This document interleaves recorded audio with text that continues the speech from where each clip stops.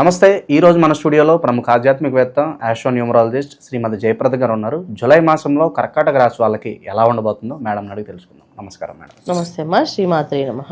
July మాసంలో కర్కాటక రాశి వారి పరిస్థితి ఏంటి మేడం? పాజిటివ్గా ఉంటుందా, నెగిటివ్గా ఉంటుందా? ఎలాంటి జాగ్రత్తలు తీసుకోవాలి?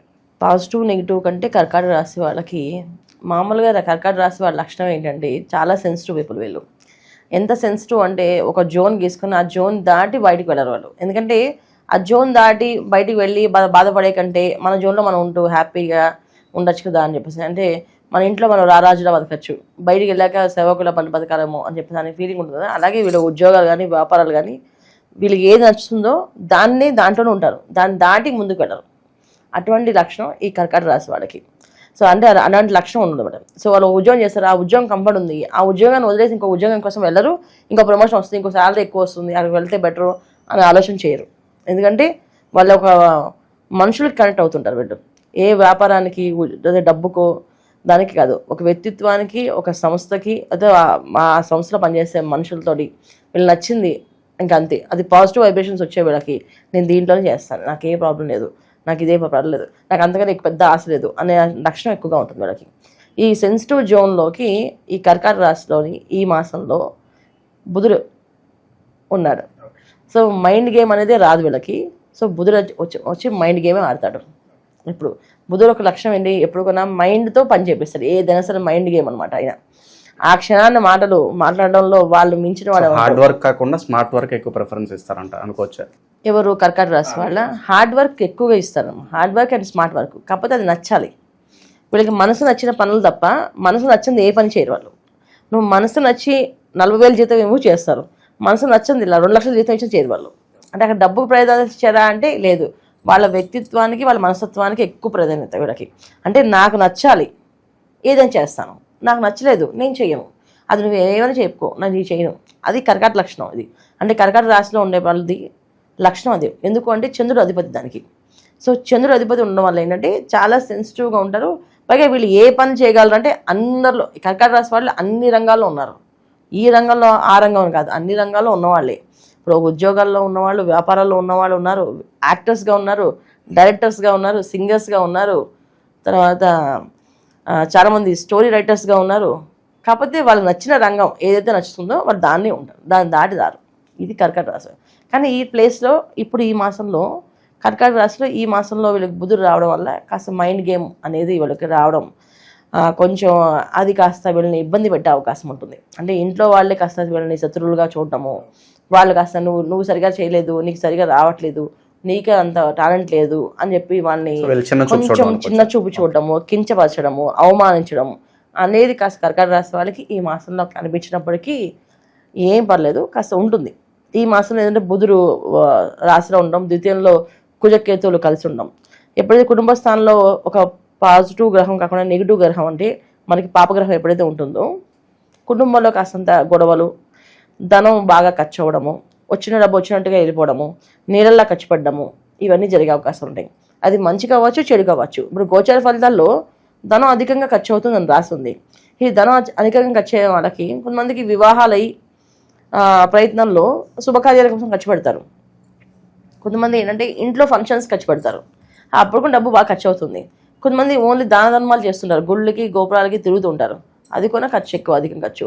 ఈ మాసంలో వీళ్ళకి తీర్థయాత్రలు రాసుకుని ఉన్నాయి.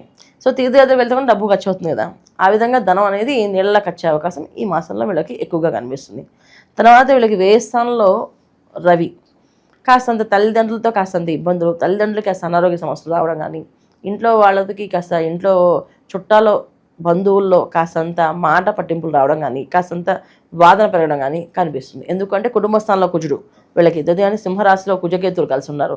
కుజుడు వెళ్ళి రాహుని చూస్తున్నాడు, కుజుడు వెళ్ళి శని భగవాన్ని చూస్తున్నాడు. దీనివల్ల కాస్తంత క్లాషెస్ జరిగే అవకాశము, ఉద్యోగాలు మార్పులు రావడము, వ్యాపారాలు మార్పులు రావడము, వ్యాపారాన్ని వదిలేయడము, వ్యాపారం నేను చేయడానికి అనుకోవడము, వ్యాపారాల్లో కాస్త నష్టం రావడము, ఇలాంటివి కాస్త కర్కాటక రాశి వాళ్ళకి ఈ మాసంలో ఎక్కువగా కనిపిస్తున్నాయి. ఓకే, ఇక భూమికి సంబంధించిన వ్యవహారాల్లో ఏదైనా జాగ్రత్తలు తీసుకోవాల్సిన అవసరం ఉందంటారా? భూమికి సంబంధించిన విషయాలు జాగ్రత్త అనేది చాలా అవసరం. ఎందుకంటే వ్యాపారాలే నష్టపోయే అవకాశాలు ఎక్కువ ఉన్నాయి కనుక. సో భూములు కొనడం కానీ అమ్మడం కానీ చేయడం వల్ల కాస్త ఇబ్బంది అవుతుంది. ఒకవేళ భూమి అమ్మాం అనుకోండి, ఆ డబ్బు నిలబడదు వీళ్ళ దగ్గర, మొత్తం ఖర్చయిపోతుంది. అమ్మకుండా ఉండడమే మంచిది. ఇంకా భూమి కనీసం భూమి అని మన పేరున ఉంటుంది అలా అనమాట. అలాగే ఒక ఇల్లు కొనాలి అనుకుంటాం, ఇంటికి అనవసరమైన ఖర్చు ఎక్కువగా పెడుతుంటాం, ఇంటీరియర్స్ అని డిజైనింగ్స్ అని చెప్పేసి తెలియని ఖర్చు. అంటే ఈ మాసంలో వీళ్ళు ఏ వస్తువు కొన్నా అది రూపాయితో వచ్చే వస్తువుని 10 రూపాయలు ఖర్చు అవుతుంది. సో అందుకని ఏంటంటే ఈ మాసం వీళ్ళు వాయిదా వేస్తున్నారు అనుకోండి, వచ్చే మాసం వీళ్ళకి అనుకూలంగా అనిపిస్తుంది. అది అధికంగా డబ్బు ఖర్చు అయ్యే పరిస్థితులే కనిపిస్తున్నాయి ఇక్కడ ఎక్కువగా కనిపిస్తున్నాయి. ఇక ఆరోగ్యపరంగా ఎలా ఉంటుంది మేడం?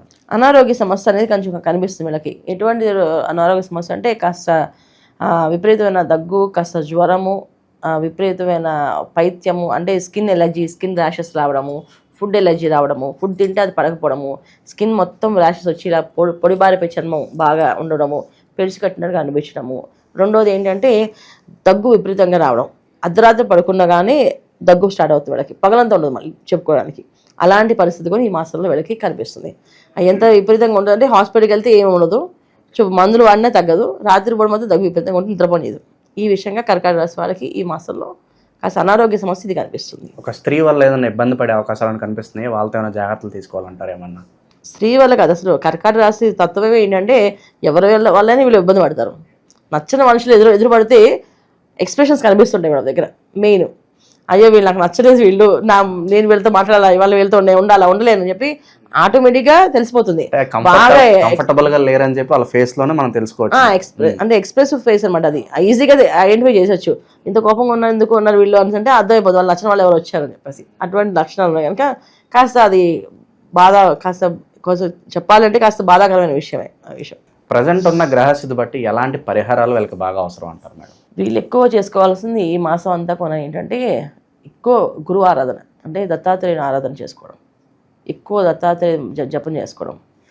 ద్రాం దత్తాత్రేయ నమః, ద్రాం దత్తాత్రేయ నమః, ద్రాం దత్తాత్రేయ నమః అని మంత్రాన్ని ఎక్కువగా చేసుకోవడం వల్ల సిచ్యువేషన్స్ అన్నీ వీళ్ళకి అనుకూలంగా మారుతాయి.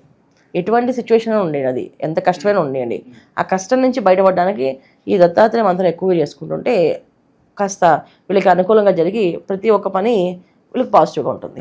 శత్రు భయాలు కావచ్చు, నరదృష్టి ఏదన్నా ఉంటే వాళ్ళకి ఏదన్నా ఉంటుందా మేడం? దత్తాత్రేయుని మించిన మంత్రం ఇంకేం లేదు. ఆయనది చేసుకుంటే అది మొత్తం భూతపేత పిశాచాలు అన్నీ కూడా అసలు దత్తమంత్రం చదివి పారిపోతాయి. సో ఏదన్నా వీళ్ళు మంచి పనులు చేయాలనుకుంటే కనుక ఏదన్నా ప్రత్యేకమైన రోజు, అంటే వారంలో ఏ రోజు బాగా కలిసి వస్తుంది అంటారు వీళ్ళు ఏదన్నా చేసుకోవాలంటే కనుక? వీళ్ళకి ఈ మాసం బుధవారం తప్ప మిగతా అన్ని రోజులు కలిసి వస్తాయి. బుధవారం ఒక్కరోజు చేయకూడదు. ఏ పని చేసినా బుధవారం ప్రారంభం చేస్తా అది పని అవ్వదు వీళ్ళకి. మిగతా అన్ని వారాలు కలిసి వస్తాయి. ఓకే, చాలా బాగా వివరించారు మేడం. ఓవరాల్గా ఈ రాశి వాళ్ళందరూ కూడా గోచార ఫలితాలు ఏ విధంగా ఉంటాయో మేడం తెలియజేయడం జరిగింది. ఒక్కసారి ఏదన్నా ఇబ్బంది ఉంటే మీ వ్యక్తిగత జాతకం పరిశీలన చేయించుకోండి, మీ సమస్యకు తగిన పరిష్కారం మేడం చూపించడం జరుగుతుంది. ధన్యవాదాలు.